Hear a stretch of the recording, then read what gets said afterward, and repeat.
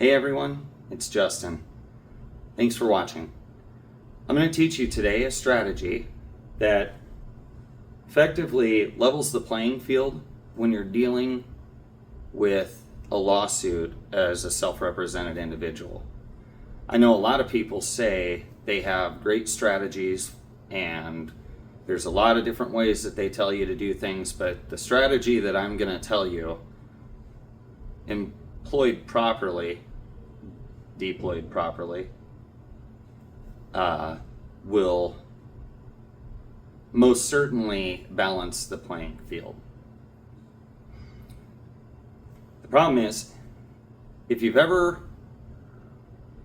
been wronged or tried to take on a large company, the government, anybody like that, they have a few things going for them. Deep pockets, unlimited time, and big shot attorneys, right? So how do you counter that? Well, I call it getting riddled. And I'm going to explain to you exactly how to do it and why it's so effective coming up next. And really, next is right now. May as well just try to do this in one take here. So let me tell you what getting riddled is. When you go to file a lawsuit, one of the main things that ProSe litigants are trapped by is the system itself. They have criteria, they have time frames, they have all these things which are very foreign to us, very normal to them, and they use them to exploit the situation. So how do you curb for that? Well, the best way is to remember this. Every time a lawsuit is filed, the defendant, and I don't want to get into the weeds of who's the plaintiff, who's the defendant, this, that, and the other, because at this point you should know that if you're watching this video and actually intend on using this strategy. But most certainly, no matter who it is that you file a lawsuit against, they're going to file a motion to dismiss. What they're doing there is they're saying to the courts that this should not be allowed to even proceed into discovery, which discovery, of course, is what everybody is targeting because that's where you get your proof. But they say, we don't think that this should be able to go to discovery, and here's why. Well, this is where you trap them. Now, when you file your complaint, what you need to keep in mind is they are going to file a motion to dismiss. And their motion to dismiss is going to be bold. And it's going to contain case law. And it's going to have every little thing that they think they can use to argue against you. That's how you take advantage. So, how you start is as follows.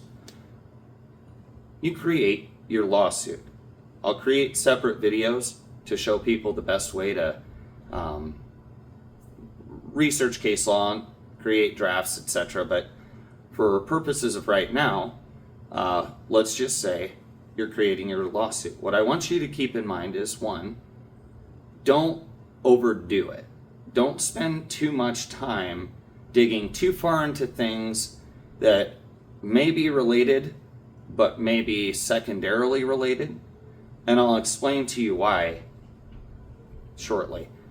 What you want is a solid, bare bones draft, something that cites a few pieces of case law, clearly explains out your situation and why you believe that you have a right to be heard in court, and supporting evidence, right? You need to send a few, well, effectively I'd send all of the supporting evidence and I'd make all of the relevant points, but I would stay away from trying to dig too deep into over-analysis of case law or getting into nuances that at this point won't matter to the judge at all. And when I say it won't matter to the judge at all, I mean it won't matter to the judge at all. Technically speaking, if you go in alone, nothing you say or do matters to most of the judges until they know they're under the microscope, because it's either a court where it's being viewed or there's enough people that support it that it's being watched. Other than that, as most of you know, the judge doesn't care what you say, what you submit. You could submit absolute evidence of you on video at a casino playing slot machines when the murder occurred 2 states away. But if a judge says that they're not going to accept that evidence, you can't introduce it, and you know what I'm saying. So, how do we use this to our advantage? Well, since we know that the defense is going to file a motion to dismiss against your lawsuit, what we need to do is consider how they might respond. Sometimes people, when they are served or get a lawsuit, they might actually call and reach out and say, hey, let's settle this or figure it out. But obviously that's not happening if you feel like you need to go represent yourself in court. Also, I would say that representing yourself in court is not inherently something that people do because they think they're so smart or because they think lawyers are stupid or corrupt or any of that. A lot of times it boils down to there isn't an attorney that is willing to take this case or that case or even listen for a reasonable cost or at all. So most of the people, I assume, that are watching this have been forced into this situation. But here's the beauty of it. Attorneys are going to either suggest their client talk to you first, or they're going to file a motion to dismiss, which is what most of them are going to do. This is where getting riddled hurts them a lot. What they're going to do is they're going to correct anything that you've mistakenly put in a wrong date, a wrong name, anything like that. And again, that's why I say, try to be accurate. But if you're incorrect about something, and even if it's material like a date, they're going to catch that and they're going to use that to their advantage to try to make you look stupid. They're going to put every bit of case law, they're going to put a huge argument together. They're going to come up with arguments that in most cases you probably didn't even think existed. But that hubris is their very downfall, and here's why. Because what you do is the moment that they respond, you read their response and verify that, yep, I'm in a little bit over my head, I better take a step back. And you wait about 30 minutes, maybe an hour, and you call the court and you dismiss your own case without prejudice. Now, why is this technique so effective? 1, they can't come after you for attorney's fees, which every one of the motions to dismiss that you will see will say something to the effect of, plaintiff should also pay for attorney's fees for wasting the time, blah, blah, blah. Well, once it's dismissed, what are they going to do? File a lawsuit against you for attorney fees? If they do, that puts them in discovery because you won't file a motion to dismiss. You'll say, yeah, let's go. So they're not going to do that, right? 2, they just laid out their entire game book to you. The whole thing, their whole plan, right there. 20, 30, 40 pages that a few, one, several, a team of high-paid, high-quality, well-trained attorneys spent weeks on, right? So what you've done is you filed something fairly basic. They've come back with something to intimidate you, and you've taken it and said, thank you. I'll catch up with you guys. Now,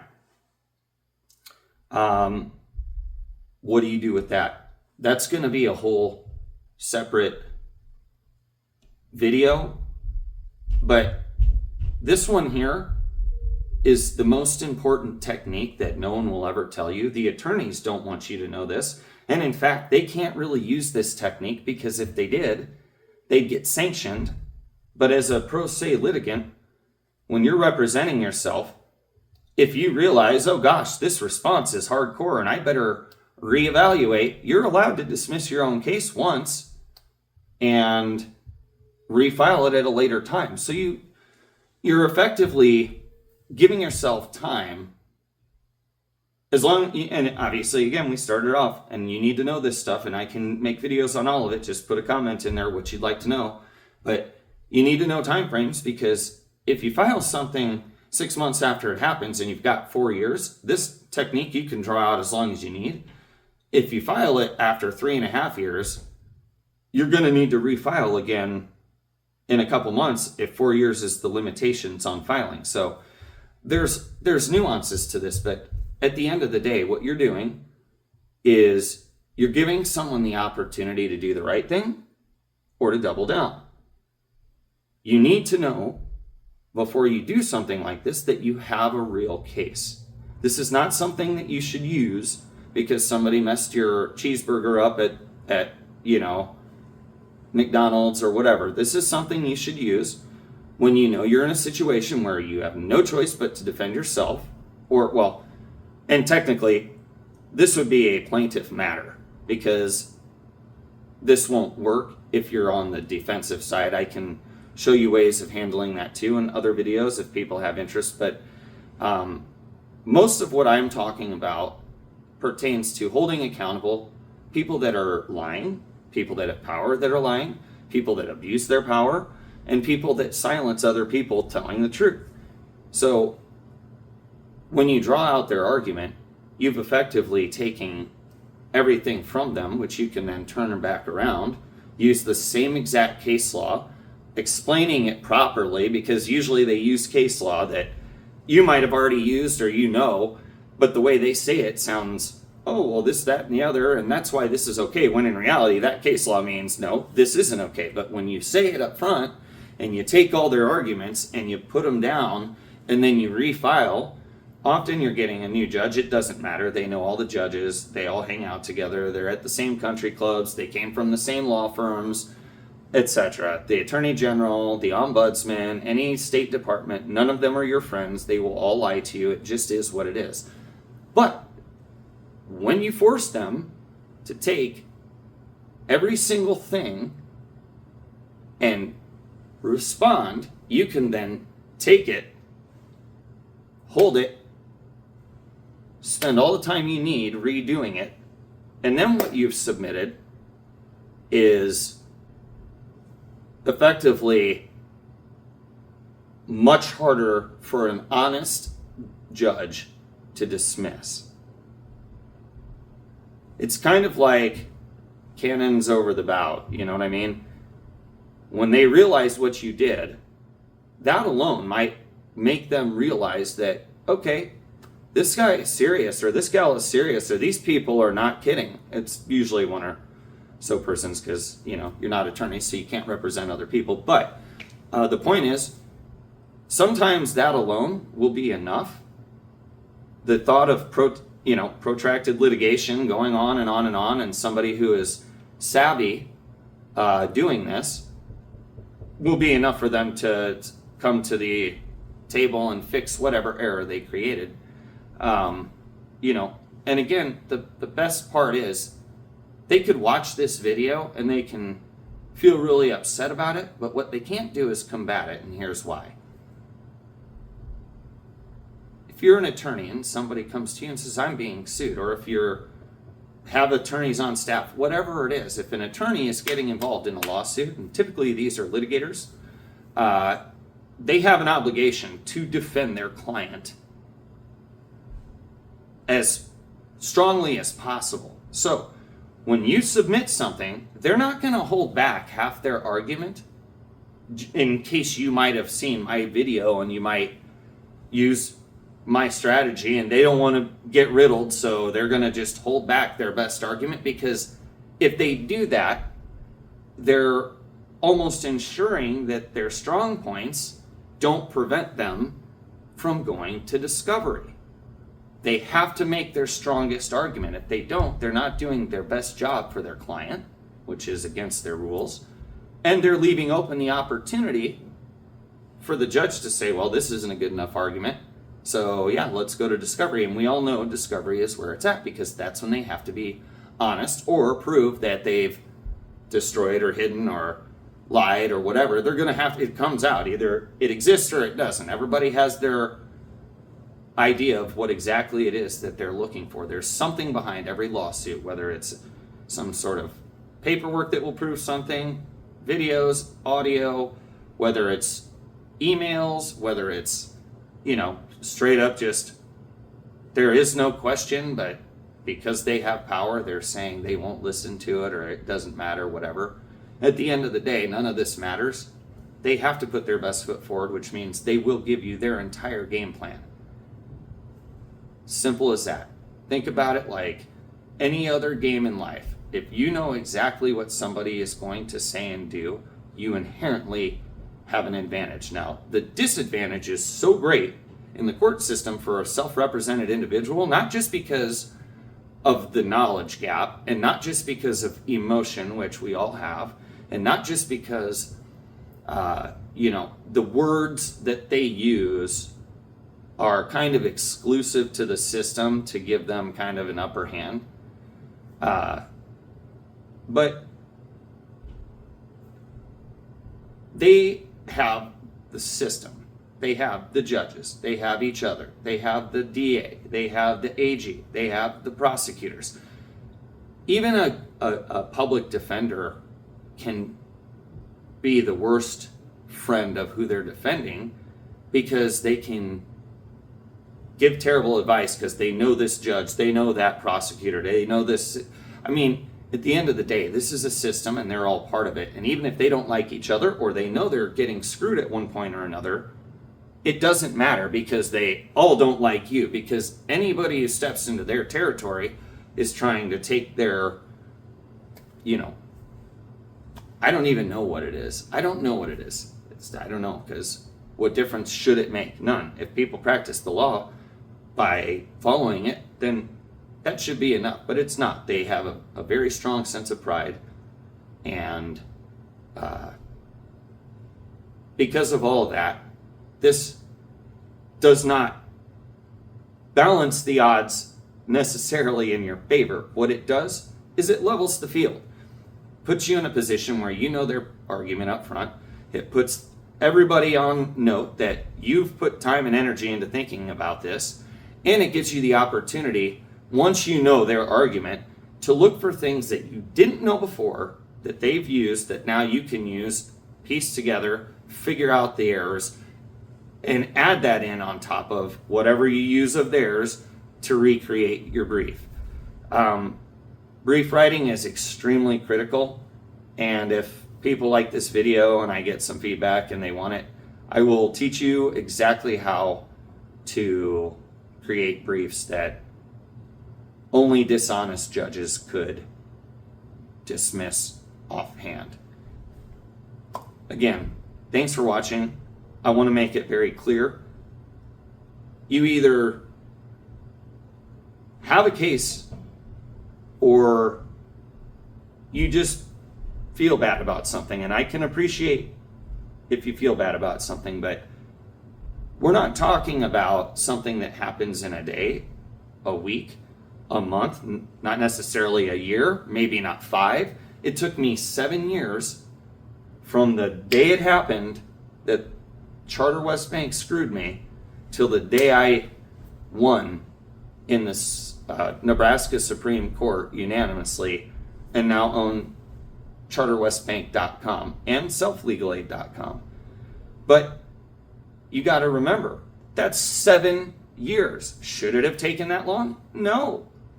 Why did it take so long? Because the judges delay, they dismiss, this, that, and the other.